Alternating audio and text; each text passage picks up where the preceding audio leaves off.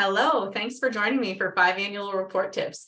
This webinar will be perfect for you if you have, generally had an annual report that is a static link on your website. People download a PDF and you kind of leave it at that. And you really feel like it's a required piece of information that you don't use to your advantage. I think that annual reports can be a great tool for communications and learning. And so I'm here to talk to you about how to make your annual report that in some pretty simple steps.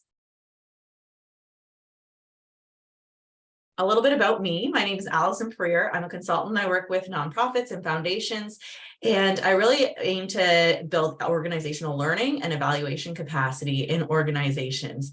I've been working in the sector for almost 20 years, and I'm also a mom to these 3 little climbing kids in the picture here. But I really think that there's a lot of opportunity for nonprofits to learn about the work that they do to use their resources more efficiently and to better have opportunities to talk to funders and donors and the community about their work. So I'm not about to bury the lead here. I've got 5 tips for how to build an inspired annual report, and I'm showing them to you right now. So I noticed that the first couple of words started with an S, and I thought I could do this for all 5. So here we go. So the first is strategize. You really want to choose a theme or a goal to anchor your report and support your work. Number 2 is select. Decide which data will support your strategy and tell a compelling story.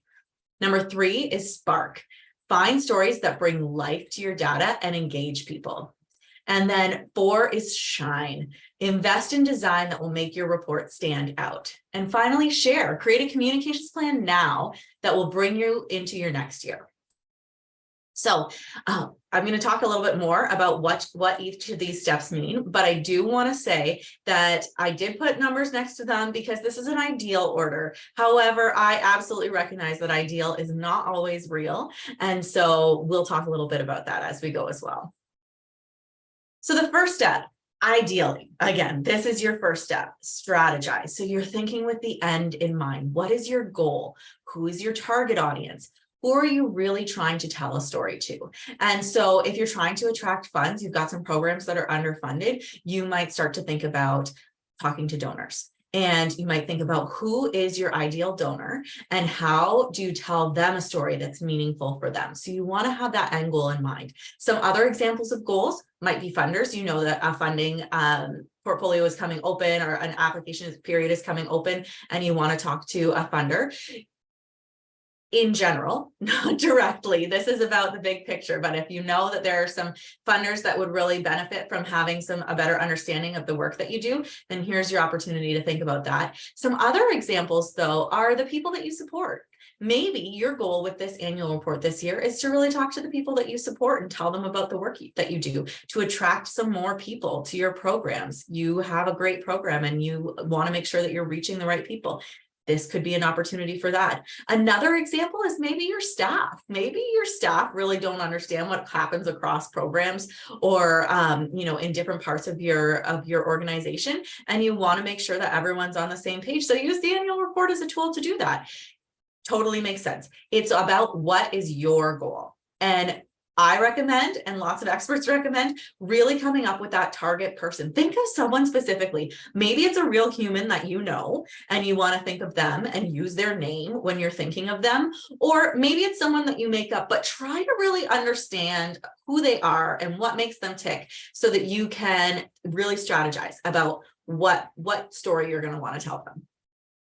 I recommend aiming for one clear message that can be a through line through your annual report. Now, that's not always realistic, and so you might end up with 2 or 3 messages. I think if you get over 3, you're really overwhelming people. So try to keep it as simple as possible. If you can come up with one theme for that report, that's going to be so much more compelling and so much easier to digest for people. And then number 3 is use the past to look to the future. While annual reports are often seen as a reflective tool to look at the year that has passed, you want to really think about, how do I use this for the next year to tell the story of what's to come? And so if you have a new program that you're starting, and you don't really have a lot of data about it yet, but it's something that you're really excited about, and in the next year it's going to build, then think about, what can I talk about here in this annual report that will give me a springboard into that next year? Likewise, if you know any trends that are coming up or opportunities, think about those and how you can use the annual report to position your message for the next year, so that you're not creating a new message every time those opportunities come up. The next thing that you want to do is to select, and this is all about data. And so again, I think that these steps are ideally in order. That is not always real. If you're going to start with a step that's not the strategy step, one good step I recommend would be the data. So look at the data. What is the data telling you about the work that you're doing? And so there's 3 things I want you to think about when you're choosing the data. The first is that it's meaningful, that it really affects people, that it has something that they can understand. And so, if your data is something where you're saying, oh, we had this many people come to our drop-in center. Sure, that means something, but what happened because they came? Think about what can you tell people that makes them go, oh yeah, that program is making a difference. What is the result of the work that you're doing? So in evaluation terms, we talk about this like outputs and outcomes. You really want to talk about the outcomes. The outputs are the numbers, they're the tick boxes, but the outcomes are what changed. And so wherever you can talk about what changed, that's really going to hit people a little harder. And so try to make sure that data that you're looking at is meaningful. The next thing that you want to do is make sure the data is accurate. I have worked with enough nonprofits to know that every once in a while, you put a number in a box and you cross your fingers that nobody double checks it. It's reality. But that is probably not the data that you're going to want to use in an annual report that you're using as a communications tool for an entire year. Okay. So you want to know that the data that you're putting in is accurate. And so if there is one of those numbers that you don't feel really confident in, then please leave that one out and find a different number that you can use. Okay. There are times where you've got new staff and you've had a lot of turnover. And so, we might have missed a month here, or we might have fudged a little bit here. Don't use those numbers. Find the numbers that you feel you can trust, because if you put a number out there in the community and someone finds out that it's not an accurate number, or someone crunches some of the numbers and says, "Ooh, this one doesn't really seem authentic," you're going to have a problem. And that's not the kind of attention that you want to attract to your organization. I've been hearing this ad on the radio that says it's really hard to gain trust, but really easy to lose it. So don't make this an opportunity for you to lose your trust of the people that you're trying to talk to. Make sure that it's an accurate number. The third one is dynamic. I want your data to be dynamic, and I'm going to tell you what that means to me. So there are numbers that we have that really don't change over time. So if you're offering an education program and 45 weeks out of the year, you're offering this program 5 days a week, and we have a cap of 25 people and you're always maxed out. Don't use that number. That's not really interesting. It's always going to be the same. Use a number where you have an opportunity to grow, or something can change within that number, because that's where not only is it going to be interesting in this annual report, but you can also potentially use it next year in your annual report.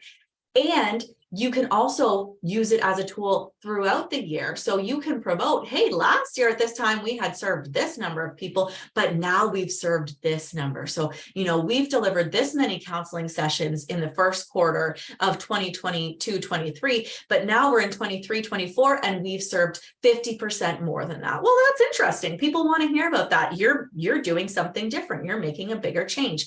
So those are the kinds of numbers that you really want to think about for your annual report. And one thing to remember as well is that, you might not have the greatest numbers today, but if you're picking something that works for today, also think about, what do you wish you had that you can use for next year, and start to think about how you're tracking that and whether you have the data coming in a way that you can report that next year. So the next step is really about the telling the stories. And so this is about sparking people's interest. You want compelling stories. So you want to think of something that's really going to touch people, something that, is going to be relatable for people, and that's going to make them feel like, again, yeah, your organization is making a difference. Now, working in nonprofits and for funders, so often we're thinking about asking people directly for their stories, and that can feel really challenging, I think, a lot of times for nonprofits. You have people coming to you who need your support, and then it can feel like a real power imbalance to ask them to tell their stories. And I agree. So I don't encourage you to do that. Every once in a while, somebody comes to you and they say, I want to, sing my story from the rooftops. And if that works for both of you, then by all means, you feel free to do that.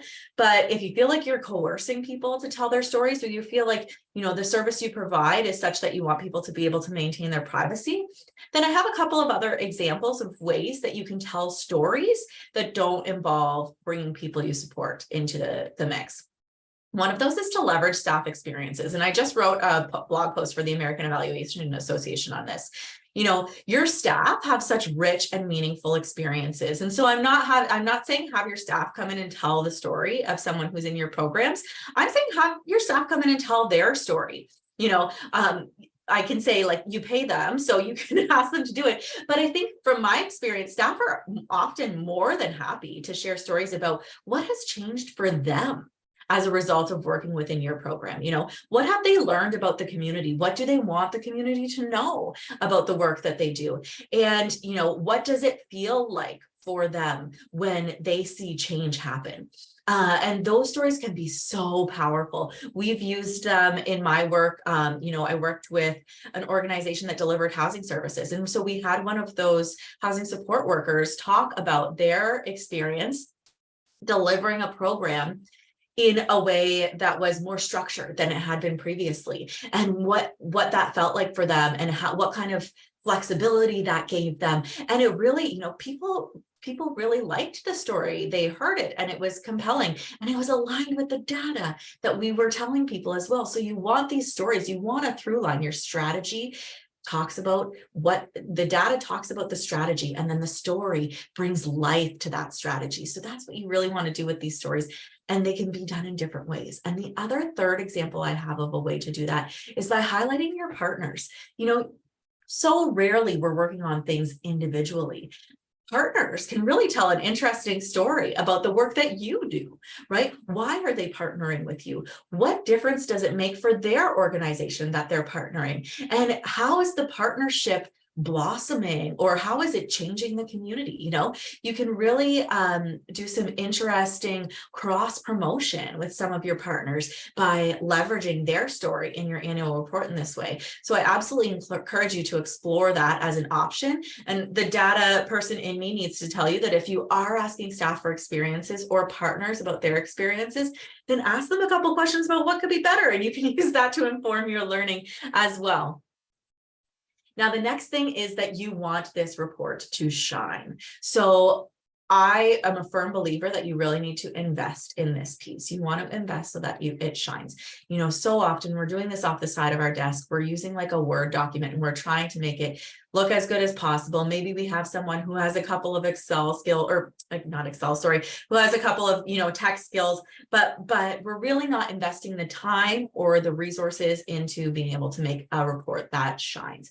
But you want people to read it. So you want it to be eye-catching. You want it to, really make sense. You want there to be a nice flow in terms of the design, and you want lots of great visuals, high resolution, high quality visuals. You want your data to be presented in a way that people understand. The old pie chart really doesn't give people what they need to make great sense of your data. So there are lots of resources out there to figure out ways to do this. And I think you can choose to do this internally. And if you do, I encourage you to look at tools like Canva is a great tool. You can do so much with it for free. And there's actually a free nonprofit professional membership as well. So look into that. It's a great tool if you have someone internally. But the reality is also that time is money as well. So you may choose to outsource this. And there are lots of great designers. If you already have a brand identity document, then it's pretty simple to, talk to a great designer, take a look at some of their previous work to make sure that it's something that you like, and then pass on your brand identity. If you don't have brand identity stuff, you have a website, you have something, show them what you want the style and the feel to look like, and have them design something for you. Because if you're using this as a tool, then you may be able to save money elsewhere in terms of design. So on that note, if whoever you're having create it, think about what standalone elements you might have. Like, can you do an infographic that has that strategy, data, story, point in one snapshot, one infographic, where you can use that in different ways over the course of the year. And so just one of those can be really powerful. You might have a couple that come up as you prepare the content for your annual report. And then, like I said, you really want to invest in quality. So you want to make sure that, whatever you're doing in terms of designing your annual report, that you're being thoughtful about it and that you're engaging the kinds of supports that you need in order to make sure that it looks like something people want to read, right? If you are excited about it and would want to read it, then chances are other people would too. And then finally, again, it's about sharing. So we want you to share this annual report. A lot of folks are talking now about using a web page versus a PDF. And I'll tell you one great reason why this works. It is because when you put a link to a PDF on your website, someone clicks that link, they download the PDF, and they leave your website to go read the PDF. You're not driving traffic to your website. And we're not talking about the numbers that you get, but when people go on your website and spend time on it, they're more likely to click around. They're more likely to see other things. They're more likely to contact you. So while you can, attach a PDF of your annual report to an email, you can also put a link, and then you're bringing people right to your website. And it's a great tool. It's also dynamic, so you can change it. If you notice an error, you can change it, but you can also, do some of those things where you're comparing, hey, last year we did this and this year we did this, and you can make some of those changes on your website if you have someone in-house or someone that you work closely with to do that. So think about that as an option. A lot of folks aren't printing annual reports anymore. So, if you are, then I encourage you to think about the fact that you want it to probably be a multiple of 4, because they often print on those tabloid size pages. So a lot of people forget that, but you want, including the title, the cover page and the back page, you want it to be a multiple of 4. That's important. But otherwise, I think that like an 8-page annual report is a really great one. I think you can do shorter if you can, but depending what you want to include, I think more than 8 starts to feel overwhelming and people are maybe less likely to read it. So I would think about that. You want to think about what bite-sized pieces of information can you pull out of this annual report now to share. And you can do that, on the last slide, we talked about standalone things. You can ask, if you have a designer, you can ask them to take some of those pieces and put them into, a cover photo for your Facebook, or make a few Instagram posts that you can use throughout the year to promote your services or to tell whatever that story is. Whatever your strategy was, you want to keep that flowing and have some bite-sized pieces of information that really support that strategy that you can use throughout the year. And then the third piece is around campaigns and updates. So you want to keep referring back to that annual report throughout the year. And a couple of ways to do that are using campaigns. So if you have either a social media or traditional media campaign, you might choose a couple of times of the year where maybe your donors are really active during a certain time of the year. So do a campaign during that time. Maybe you have a great story that aligns with a season. You've got a farmer's market and you launch in the spring, and so you want to really tell the story about that at the beginning of the season. So put together a press release and send that out, and then you want to have those regular updates throughout the year as well about what was in your annual report, what you're doing about it now. Again, that through line, just continue using it. Make it something that you can talk about on a regular basis. Make it something that you refer to and something that you send people back to be able to understand the work that your organization does in a really meaningful way. So I've got these 5 tips on a little infographic myself. And so if you reach out to me on my website, I can share those with you. And I'm happy to talk to people about their work, any of their challenges with annual reports, I've actually put together a little package where if you feel like you need this off your desk completely, like with the exception of, a couple of hours of meetings, then you can let me know. And I have a graphic designer who I work really closely with, and we can provide that service to you. But if you go on my website, dareic.com, you can actually schedule a 20-minute conversation with me for free. So check it out. I'd love to hear your feedback on the webinar, and I look forward to chatting with you. Thank you.